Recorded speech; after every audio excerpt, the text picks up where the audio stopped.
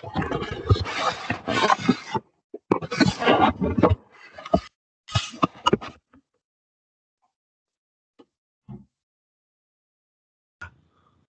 Sorry.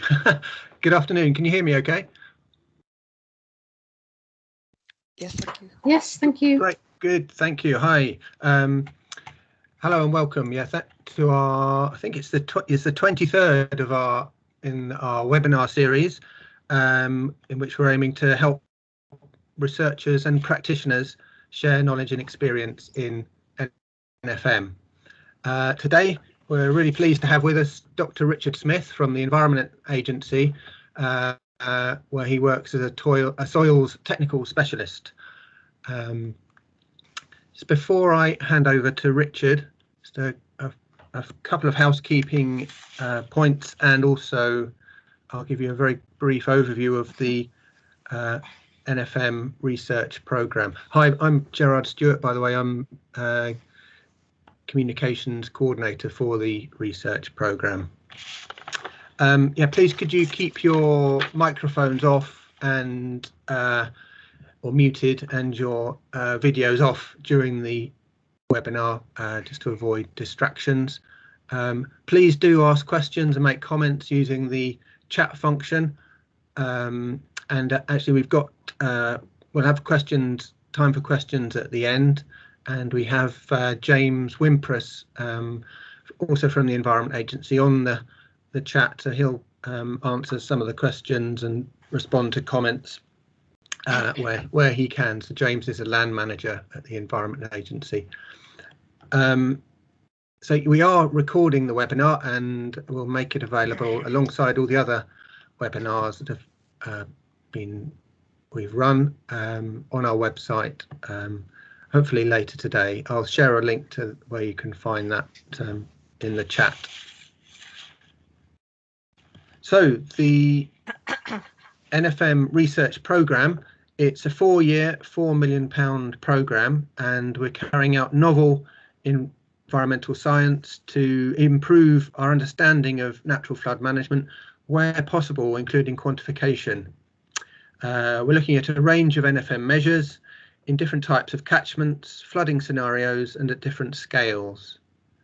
And our aim is to improve evidence and understanding for policymakers and practitioners.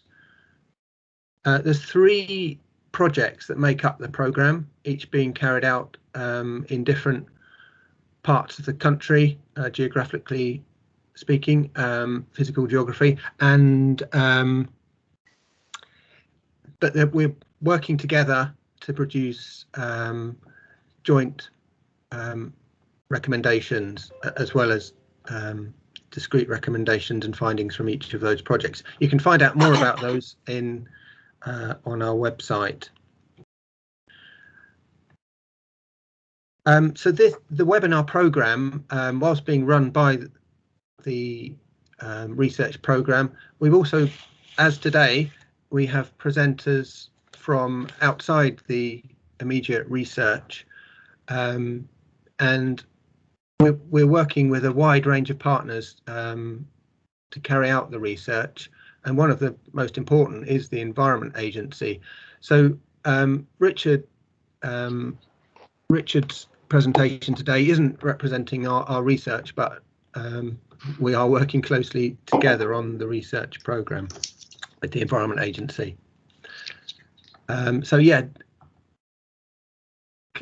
partnership working is really fundamental to the success of our research, and one of our goals is to build and a community and build links within people involved in NFM, and really this webinar program is part of that.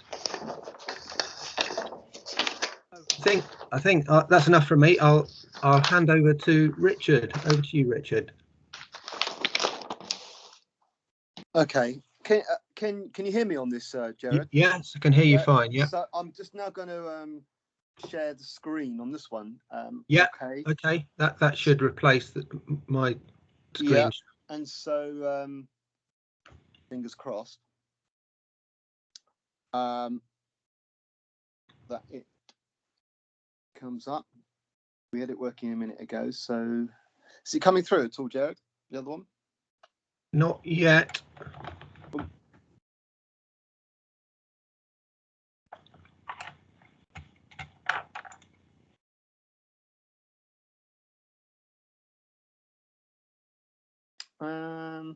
Okay. Why isn't that sharing then?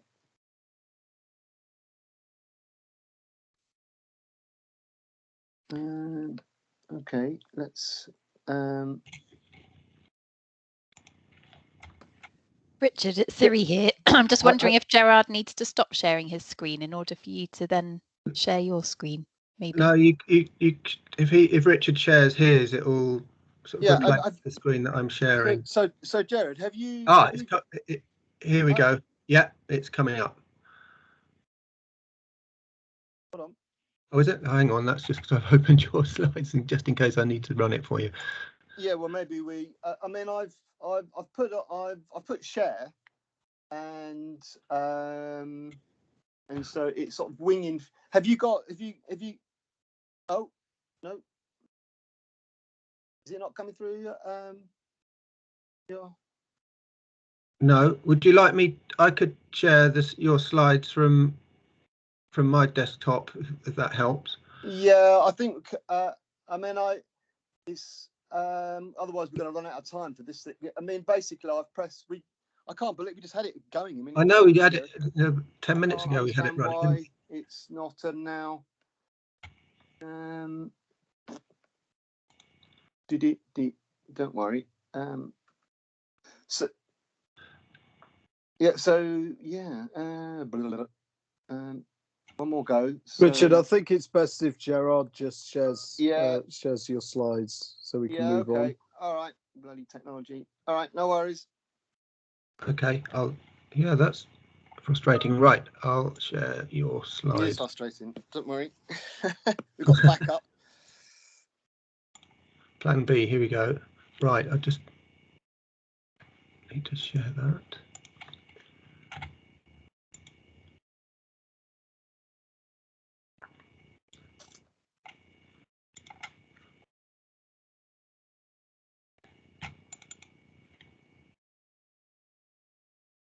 Okay, can you see your slides? Yeah, I can. All brilliant. And if you put that on, okay, can everyone see that? Hopefully they can. Yes. Brilliant. Okay, sorry about that, folks. No worries. So, well, thanks for inviting me, Gerard, and everyone. What I'll do in the next, we'll keep this brief, half an hour.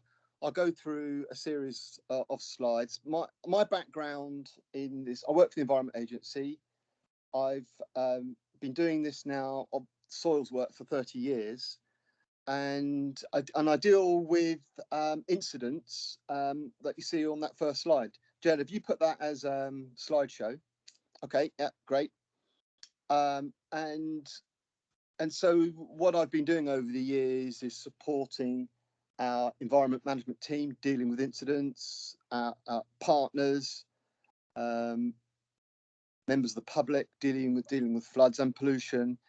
But at the same time, I've been involved in the policy research and developing understanding. And what we're going to do is, there is a booklet that I've written about this. Some people might be aware of that. That is available, open access online. A lot of what I'm going to talk about today is from that booklet. So it might give people some more background. Okay, so next slide then, Jared. Fingers crossed. Excellent. We're working. Brilliant. So this slide, it typifies an incident that I've dealt with. So you can see there's a chap there by his gate, member of the public. His wife took this photo, and reported this in as an incident.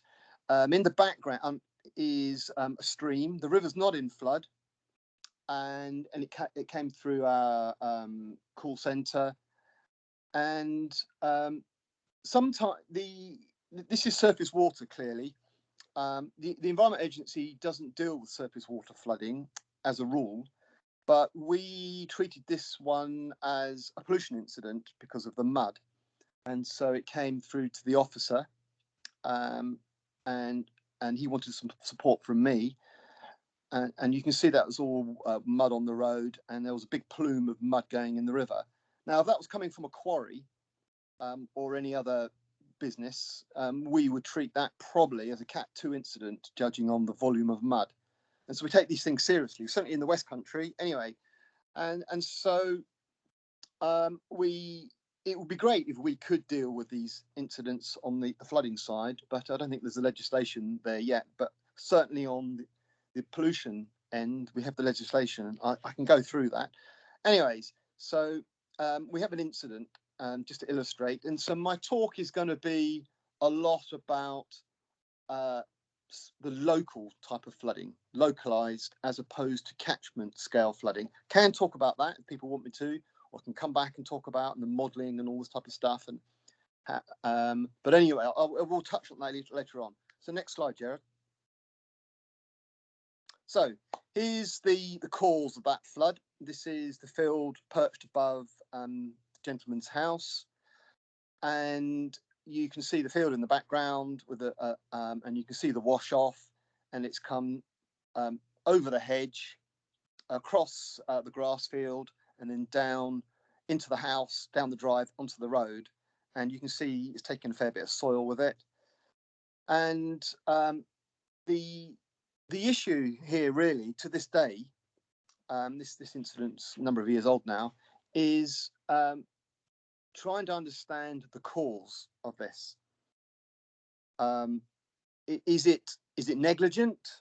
Is it against the law? Is it because the field is bare? Is it extreme rainfall and force majeure? By force majeure, I mean a cause that cannot be no negligence. It's just been forced on the individual. Is there culpability? And so there's that to unpick. And then the next thing is, well, what are we going to do about it? Is this because it's a bare field, or it's because it's been ploughed, no crop cover? What's the cause of this, and what's the solution?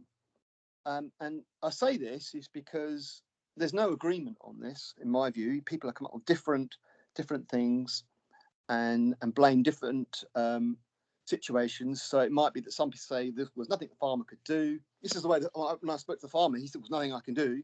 He said this is a grass reseed. In other words, we had permanent pasture here. We wanted to get a new grass. It was a tired old lay. We wanted to rejuvenate it, reseed it. He said we direct drilled, we did minimum cultivation. We didn't plough it. This is what the environmentalists want. We did this in October, and it rained, and nothing we can do. And then he said to me, and the guy who's been flooded should have a bigger drain, basically, because this is natural. And so what I want to do now for the rest of this talk is try and unpick this with some of the science, and then look at different soil types. And then I want to present a case study where we've been looking at a slightly bigger catchment than this, trying to find solutions for a town. But what I can say at this stage with this type of incident is that very few people diagnose the quality of the soil. Okay, they tend to look what I call the process, i.e. the operation, as opposed to say, well, what is the health of the soil? What is the soil? What should the soil look like? Should the soil be behaving in this way? What should we be measuring? Okay, so next slide.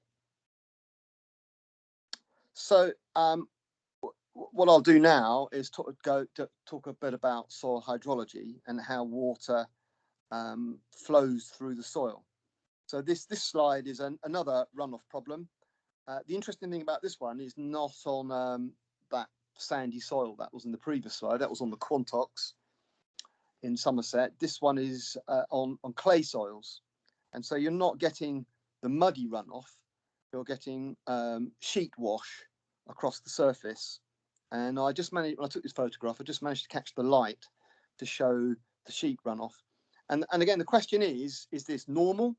Is it natural? Is it exacerbated by the way, the condition of the soil? And what's going on? And what can we do about it? So the next slide, Jared. So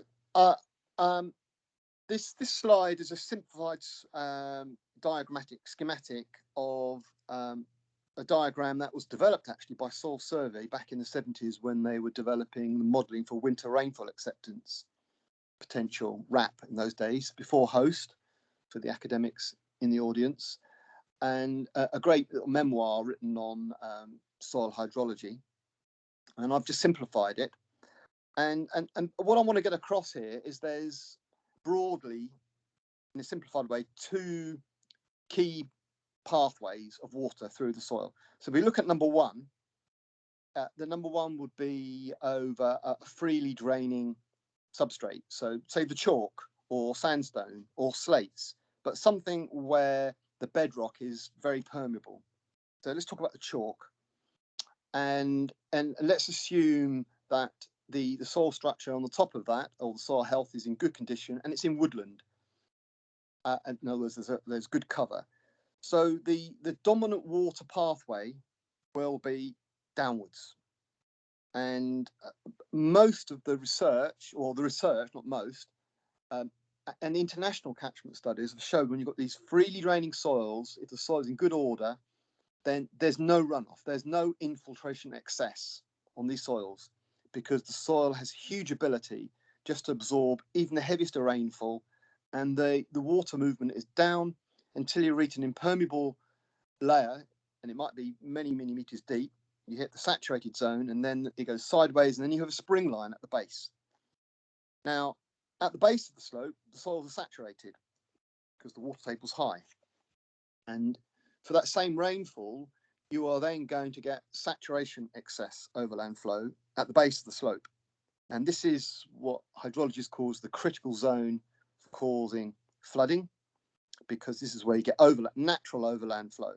But the runoff is not from the slope, despite all the risk assessments. The runoff this is on a freely draining soil. It's through the soil, okay.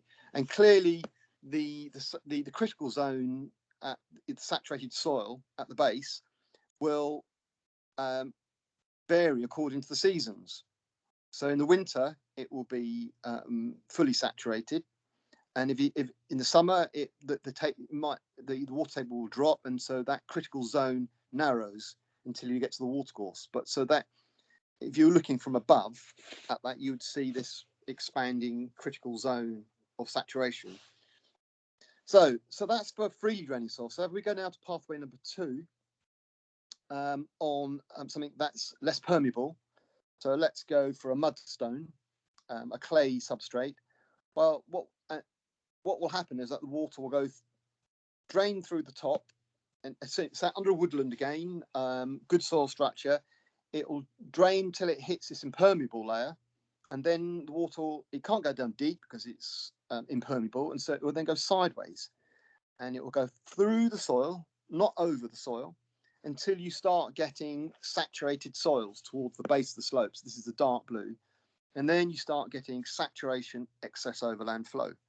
And I say this because if you look at, whenever we get a flood, and you look at, for example, on social media, the chatter about this is natural or unnatural, or the ground's saturated, we need floods. You hear that all the time on the news.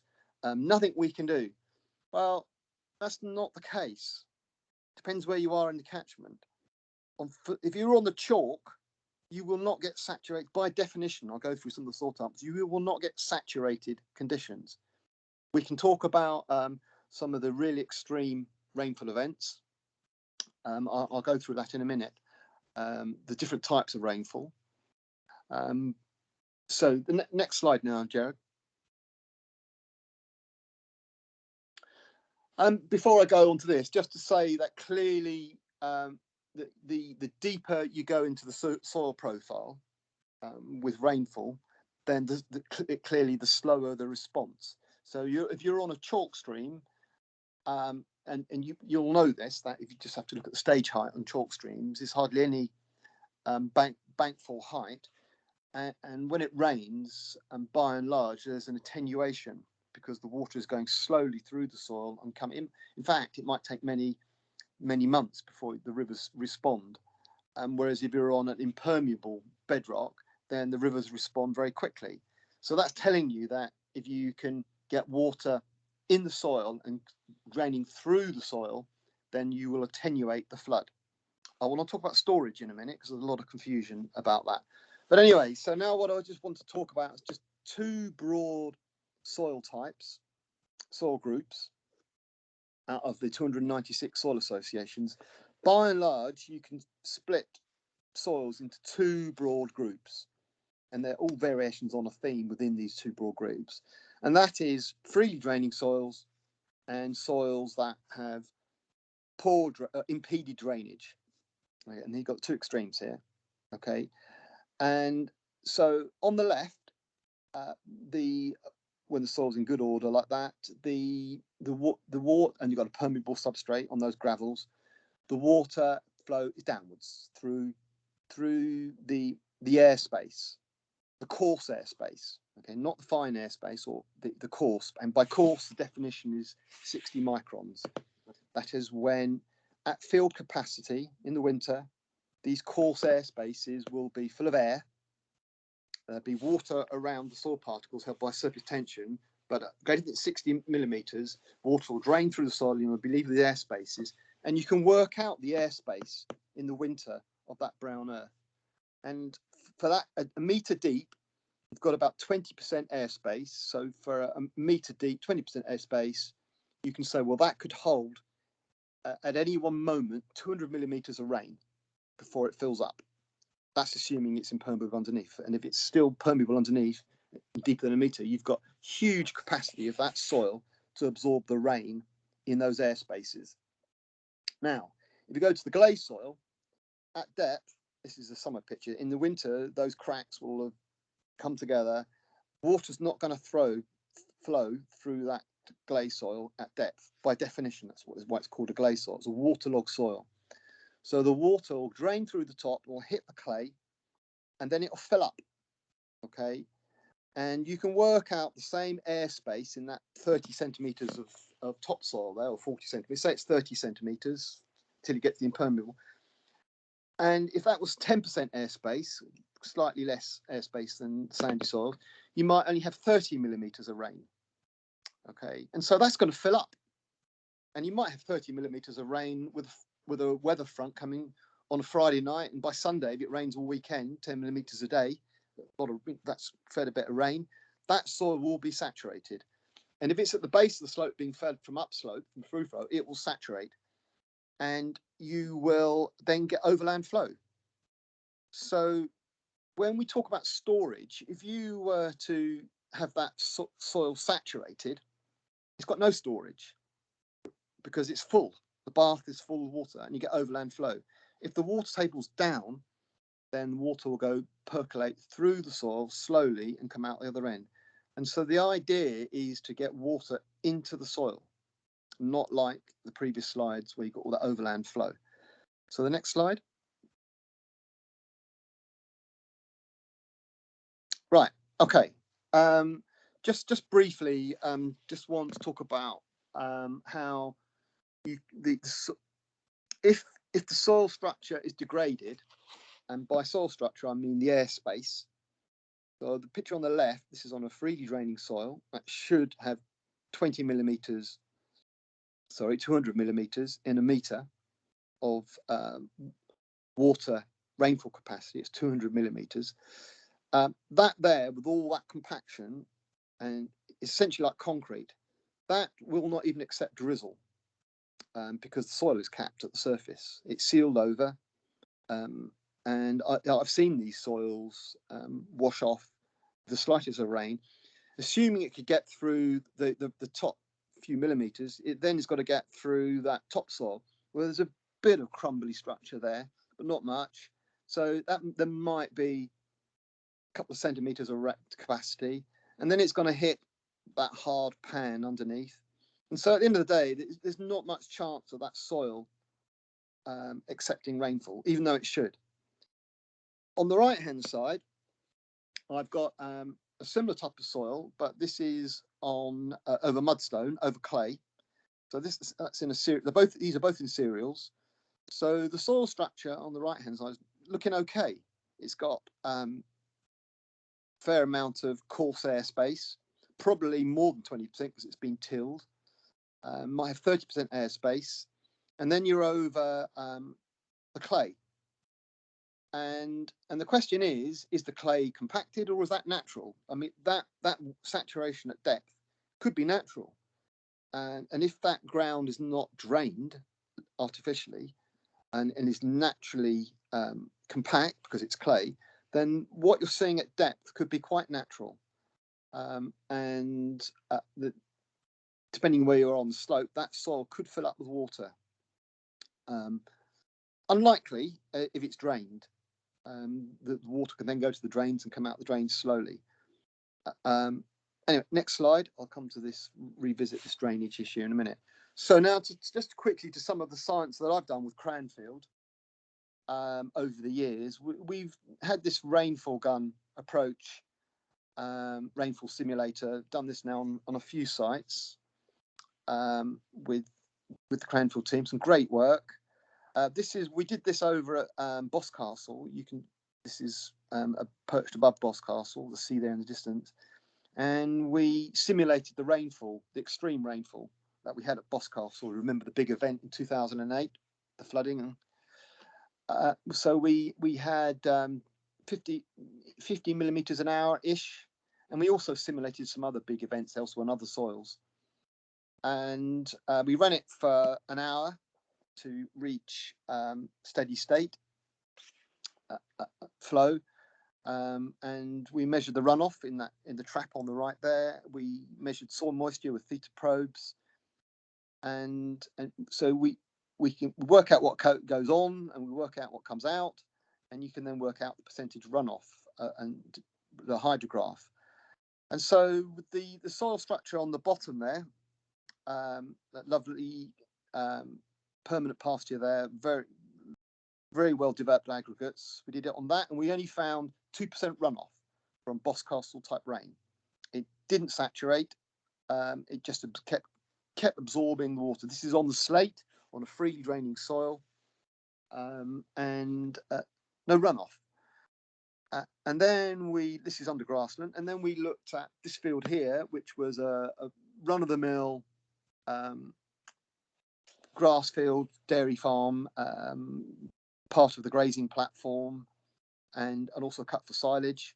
And the soil structure is what we'd call like a moderate soil structure. You can see it in the top there, not particularly good slide, but you can see fairly dense. And I've taken that spit out after we've done the event, this simulation, so you can see it's a bit saturated on the surface there and a bit smeared.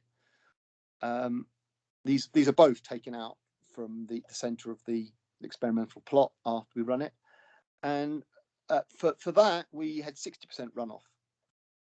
When we've done this elsewhere, we've had up to 89% runoff, and we've also had zero runoff from similar types of simulated extreme rain.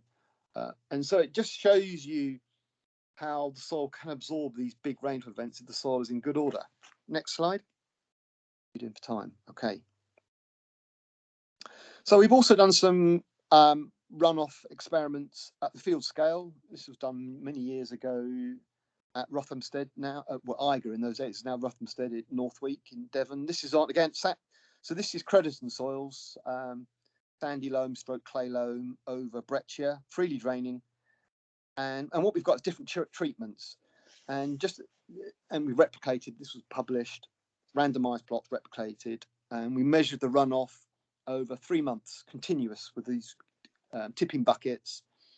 And this data here just represents one rainfall event. Okay, it is all written up, and I can send you the report, R&D. And I just wanted to illustrate the black and white nature of the treatment. So for the compacted stubble, and you can see the wheel marks, we had 228 litres of this rainfall event. Can't remember the rainfall now. I think it might have been an inch or so. Can't remember, over 24 hours. And off the chisel plough, the loosened soil, bare, but rough cultivated, we only had 1 litre. So that is the difference between the stubble where it's pouring off causing a flood versus no runoff. Side by side plots. I won't go through the other treatments, we haven't got time, but I just want to crack on. Next slide, Jared. So what I want to do now is just quickly go through some of the landscapes, to look at that, some of the landscape type of problems. So this is a river Ken, East Devon, on sandstone. And if you just go to the next slide, Jared, and then we'll come back to this. I just want to show you that this is that catchment in flood. Okay, a lot of mud, a lot of water. Go backwards. Not quite the same angle, but that other it's the same river. The other shot's just taken downstream. This is a freely draining catchment. Okay, this is a groundwater protection zone, NVZ, drinking water supply from the groundwater. In its natural state, I would argue there should be very little runoff, and yet we've got that huge amount of water that's just pouring off. And what we have in this catchment, and I deal with them, to this moment, we have localized floods, as well as the fluvial flood. And you can see just by looking at the river there, how much sediment is on the riverbed. And you can see how active that river is with all the bank erosion. It is out of regime, basically. The river is like an erosion gully, in my view. It's just responding to all this runoff. Now, if you look at the catchment, you've got field vegetables, outdoor stock. They happen to be outdoor pigs, but it could be cows, could be chickens. You've got some cereals and a bit of grassland. And in the middle of that strip, you've got a bit of wetland. Not wetland, but rough land and wetland in the river valley. And it is a wetland, actually, because that's a tributary. And I think I've got it in the slide. But anyway, I've looked at 3,500 sites or more now, where we've looked at soil condition, and I've published it. And I can tell you now that about 60% of that catchment, on average, is compacted, and it's got soil structure, and it's causing runoff. And we need to do something about it. Okay, next slide. I might come back to. So just stay there, Jared, a minute. So just to recap, 2 types of floods here: a fluvial flood, and then what you have that there's a village in the background, as Exminster. 2 winters ago, I dealt with in fact, I've done a video on this with the parsnips. That was just in those fields behind that. And I dealt with surface water, localized flooding in those villages, as well as this fluvial flood. To be fair, the railway line is acting as a dam, so that water has been held back, so it's exacerbating the flood. But nevertheless, I would argue that the size of the flood is disproportionate to the rainfall, and judging by the amount of mud that's in the water, it's telling me that this is an unnatural flood. Next slide. So now on to, and I'm simplifying the soil types here. So now I'm on to a different soil type, the clay. This is in North Devon on the coal measure, over the shales, which weather to clay. And so these soils are not groundwater. These are in their natural state in the valley bottom there. You can see this is the River Tamar flowing on the left there, and you can just see it wiggling down the valley there.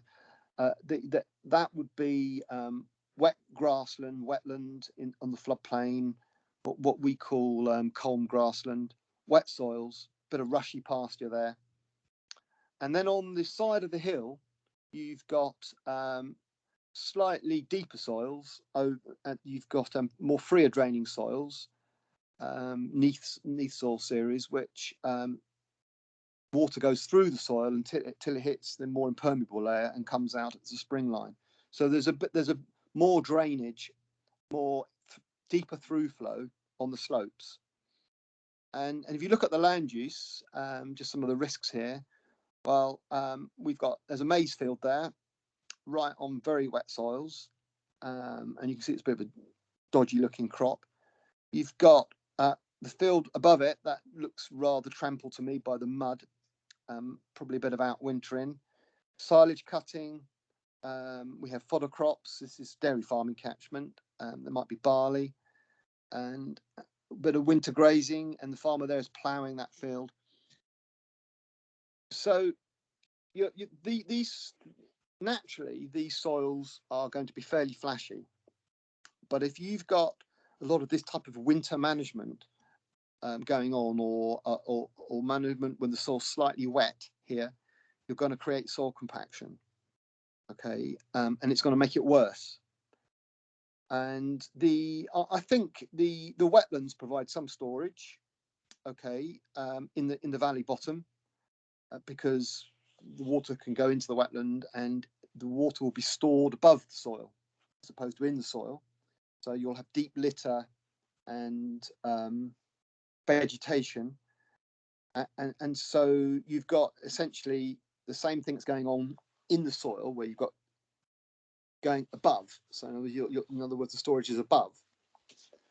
But at the end of the day, these soils, I would expect these soils to generate fluvial floods in the floodplain downstream. After all, flooding is natural, and I would anticipate that the land use is exacerbating it, but not to the same degree as on the previous slide on the freely draining soils, which in their natural state should be more groundwater fed. Okay, next slide. Okay, how are we doing? Okay, another 5 minutes. Just want to quickly talk about uplands. So uplands, it's important to understand the different soil types in uplands.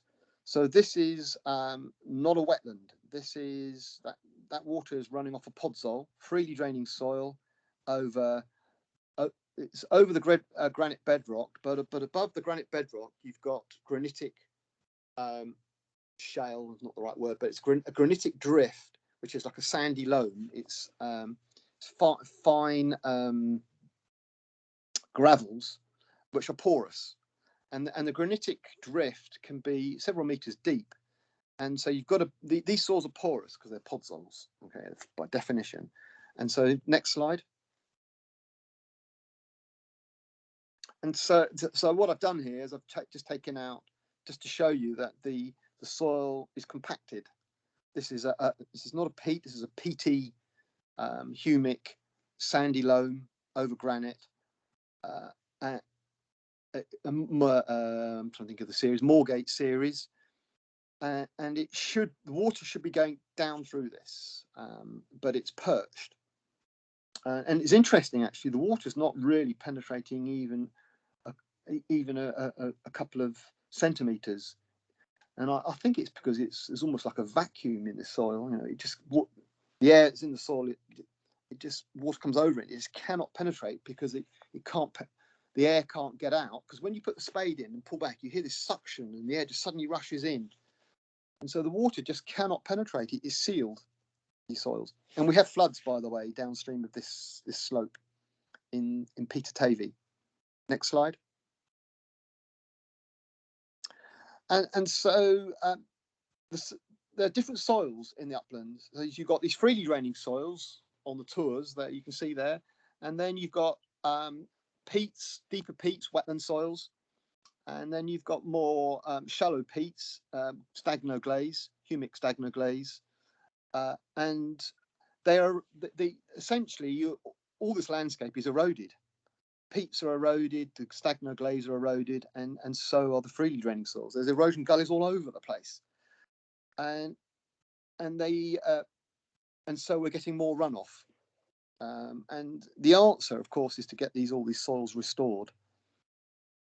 Next slide. Right, just quickly now, finish with a case study and then open it to questions. So Ottery St Mary, this town floods. It's a long story, this, but we've got a scheme in there. The scheme failed when we put it in, conventional scheme, and public very vociferous, blaming land use. You can see the water course they're going through the valley. So just hit the next button, Jared. Hopefully things should slide in. Right. So these are some of the solutions we sorted. So in this part of the catchment, this part was dairy farm, and the brown fields were maize, and all compacted. So what we did with two farmers here is that we subsoiled to get rid of the compaction. Spent a lot of time with the farmers talking about timeliness to avoid compaction in the first place. There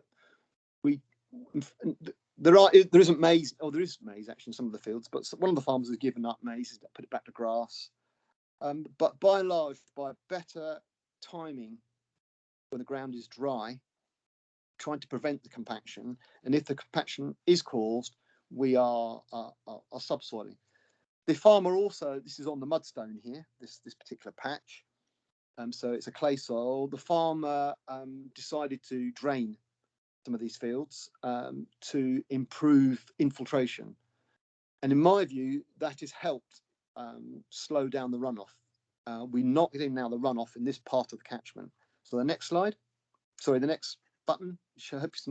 So now this is also on heavier ground. This has been a bit more of a conundrum, this one, but basically this family graze these fields with sheep, and also some top field in the left here is ponies as well, horses.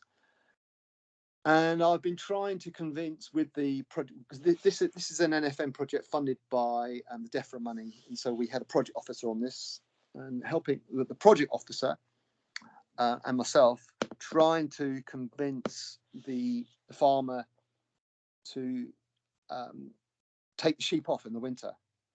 And so for the top bit of green there, the farmer has got a much better system where they don't have sheep when they're lambing, so they keep the sheep off, but when they're lambing, they then turn the sheep out onto grass that's got a good soil structure towards the end of the winter, early spring. So rather than grazing it from October through to spring and treading it and sealing it and getting runoff, they are now leaving that and then turning the sheep out onto paddocks in spring. And this is, the farmer can really see the benefits of this, both for the sheep and the soil. The top bit where they are a bit more wanting to winter over the, I'm not sure where we are now with them at the latest, but last time I spoke to them, they didn't want to change. Anyways, next bit. So what we've also done is we've negotiating, putting in some conventional NFM measures where we're trying to slow the flow. So as opposed to the soil, so we've dug a pond out as a storage attenuation pond on the left there, and the valley, the intention is to put in some wet woodland stroke barriers to try and create leaky dam type of thing. The landowner's a bit unsure about liability on that, but slowly. And then next, we've also got some conifer plantations up here and a lot of runoff from the forest tracks up here. And clearly the farmers were blaming a lot of the problem up here, running out onto the road, down the road, and then onto the fields. And we did an audit up there, and there was a lot of runoff from the forest tracks. And what the project officer has been able to do is divert a lot of the track runoff into soakways, which is brilliant. Okay, so over the last 2 years, I feel we're making a real difference. We've modelled this, by the way, to show that if you do all this type of stuff, it makes a difference to the peak flows, and it does. And hopefully time will tell whether we're making a difference with extreme rainfall events. I don't see why not. I think we've broken the back of it, fingers crossed. Next slide, last slide. Summary. Okay, does it come through? Right, back to the first slide, same field. Okay, so this is the grass reseed that came through following that event. So not only was the neighbour flooded out and a victim. The farmer's a victim here as well, because the grass didn't grow, and it just got infested with weeds, and it was compacted, and so the farmer ploughed it all up, got rid of the compaction, and has reseeded it, and all good. And the moral in this is know the soil type,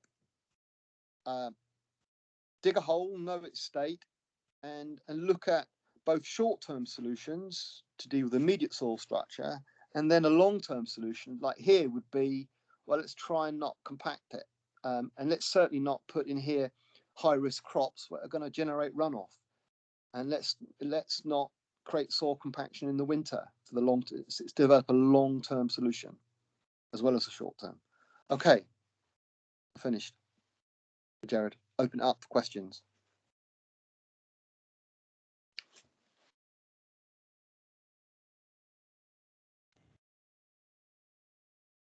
Hi, Richard. Thanks. Excellent presentation. James, you've been manning the chat.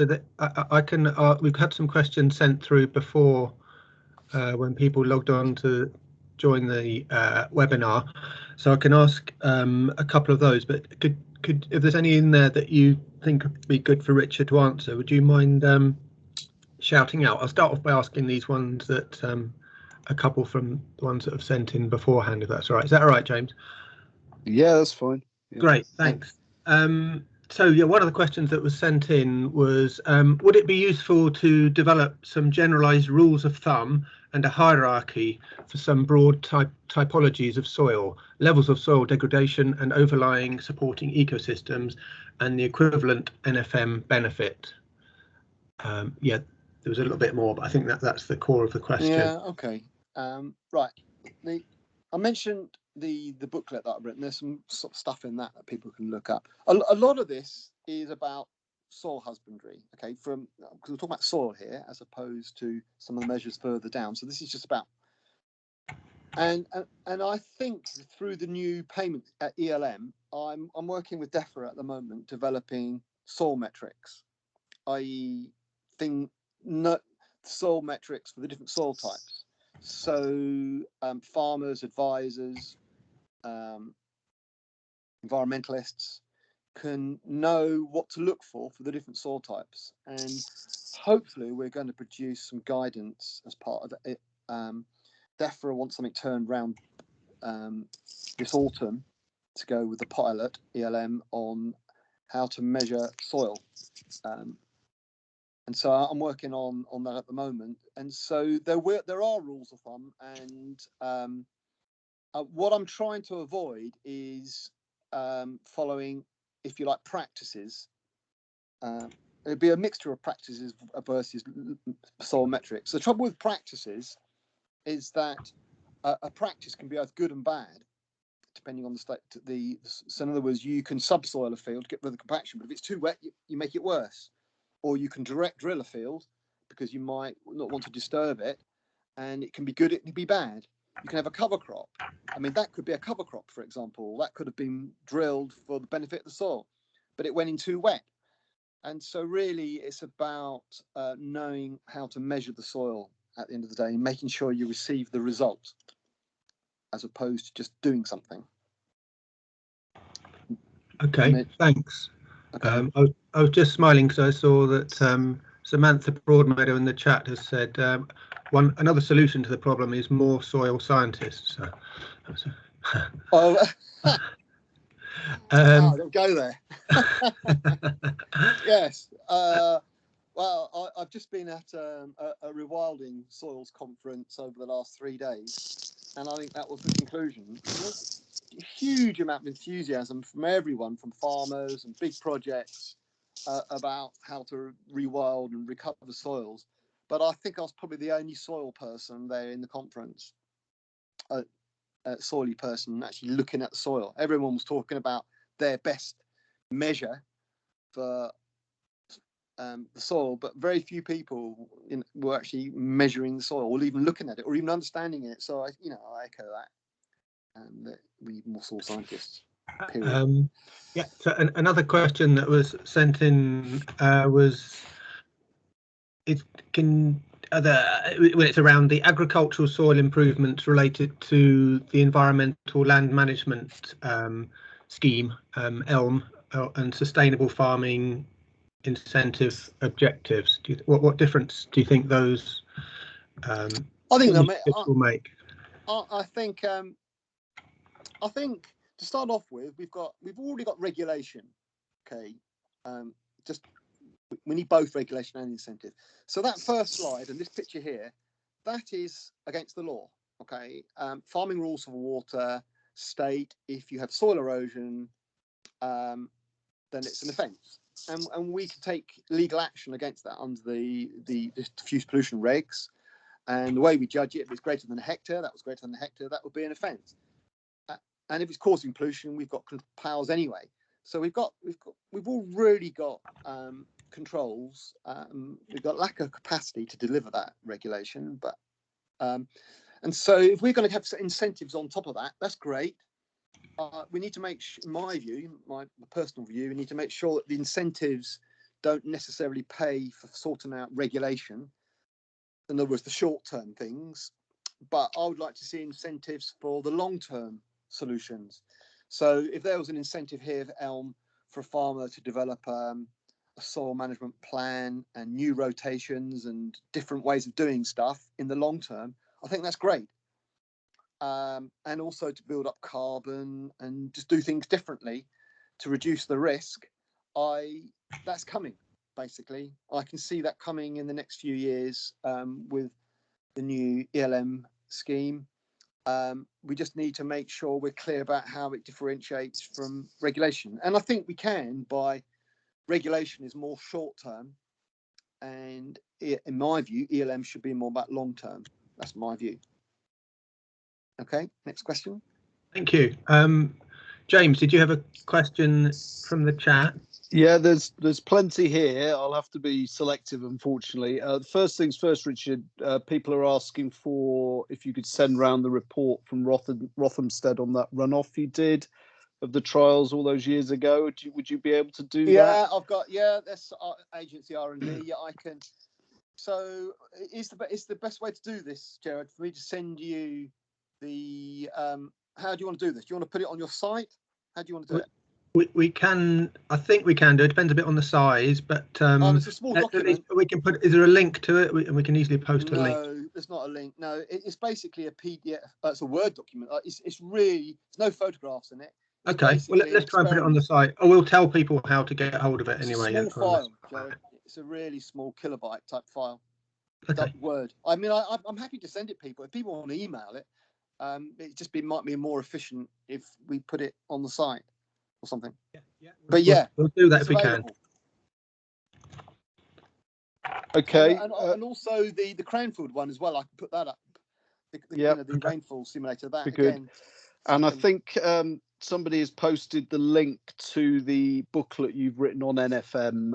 It's on the East Devon Council site, I believe, Richard. Yeah, or West Country Rivers Trust.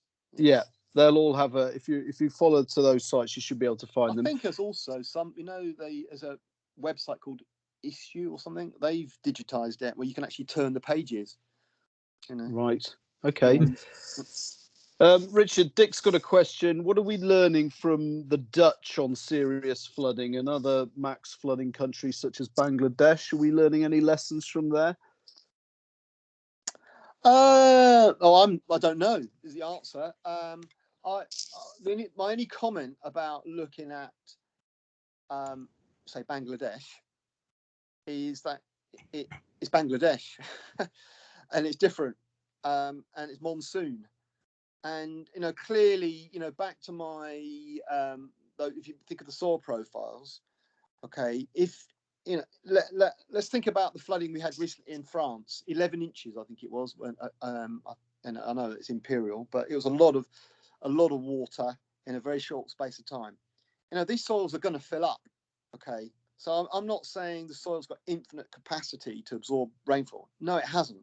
So in Bangladesh, if you get a monsoon and you get a metre of rain over a week or whatever they get, you're going to get a floods, and you're going to get, and so, you know, it's all about floodplains, isn't it? And not building in floodplains or defending floodplains.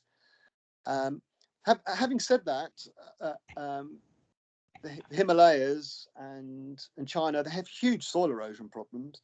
So I'm sure these floods are exacerbated, but I have not doing any work with them. I gave a talk at an EU conference at Bolzano about this, where a load of practitioners got together from all the, you know, we shared. I learned a lot about the Alps and landslides, what's going on in Spain. And I mean, the Germans were very much on my page about minimum tillage and soil structure, and minimum tillage not necessarily being the answer if the soil's not in good order. And the French. So there is sharing of knowledge. I mean, I'm not in that policy arena anymore. Now I'm at the coalface. Okay, next question, James. Richard. Well, yes, we're running out of time, so this is probably the last one. And, okay. Sorry, Richard. Sorry, it's James. I was just going to carry on from your last comment, Richard. There's a question from James P, who says, sort of risky winter crops, potatoes, maize, etc., next to sensitive receptors. Should we not be trying to change to safer farming practices here rather than ploughing? Right. Well, this is where you need the soil scientists to be able to tease apart negligence. First, the short answer is you can grow risky crops next to sensitive receptors if you get the management right, and you can do it by ploughing if the soil structure is good. And if the soil structure is good in these risky crops, no reason why you can't grow them. It's all about the management. Okay. Now, if you want to remove the risk and be really risk averse, then fine, don't grow the crops. Do something low risk. But I can tell you now, we've got vegetables in the West Country, and every field is risk in the West Country. So if you want to get rid of vegetable growing in Cornwall, then it's not the answer. What we have to be doing is working out solutions where the farmer does the best he can, and then we build in zones in the field are soakaways. So we're thinking now with the winter harvesting of brassicas in the West Country, where they're going to make a mess because it's winter harvesting. Subsoil it straight away afterwards, and then have half the field or whatever it takes as a soakaway or some form of retention. And for farmers not to be farming bank to bank, wall to wall or hedge to hedge, to allow zones where we can divert and attenuate the runoff. So it's horses for courses. You know, I can talk about the solutions for another hour or another day, to be honest, and maybe we need people are interested in solutions. It's no one size fits all, and ploughing is not the problem. Thanks, Richard. I think we have run out of time now. I've flashed up your email address there. I hope that's okay. So you might get I'm more than happy. Deluge of questions, and great. Yeah, I help with partners locally with queries. More than happy if people want to contact me directly. I really hope that in the last hour I haven't confused people. I really, if I have confused people, my apologies, because it is quite subtle, this subject. If people want to follow up, more than happy to take any questions and help wherever I can. Thanks very much. It certainly came across as very clear to me. The door is open, totally open. Well, okay, I'll. Can I flash that up?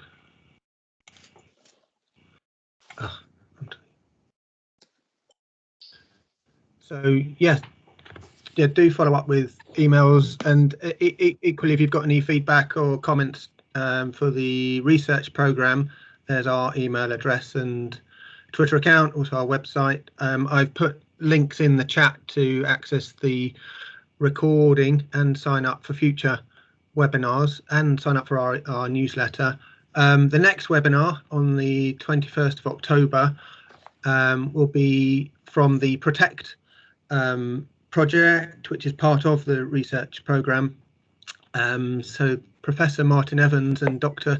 Donald Edkepar from the University of Manchester will be presenting on the use of empirical evidence in the Protect NFM research. So I hope you can join us again for that. Thanks, and to James on the chat and asking questions. Excellent presentation. Well, thanks, Jared. Just want to say thanks for coming to the rescue as well with the presentation.